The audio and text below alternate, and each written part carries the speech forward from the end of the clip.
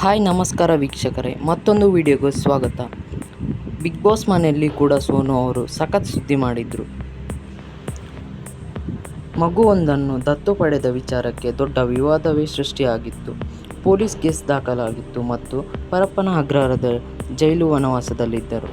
ಬಳಿಕ ಜಾಮೀನು ಪಡೆದು ಹೊರಬಂದ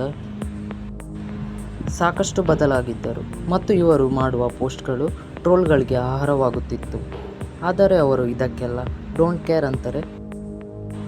ಇನ್ನು ಇವರು ಹೇಳಿಕೊಂಡ ಇರುವ ಹಾಗೆ ಸಾಮಾಜಿಕ ಜಾಲತಾಣದಿಂದಲೇ ಇವರಿಗೆ ತಿಂಗಳಿಗೆ 2 ಲಕ್ಷ ರೂಪಾಯಿ ಹಣ ಬರುತ್ತಂತೆ. ಇತ್ತೀಚೆಗಷ್ಟೇ ಸೋನು ಅವರು ಯೂಟ್ಯೂಬ್ ವಿಡಿಯೋವೊಂದರಲ್ಲಿ ಮದುವೆ ಬಗ್ಗೆ ಮಾತಾಡಿದ್ದಾರೆ.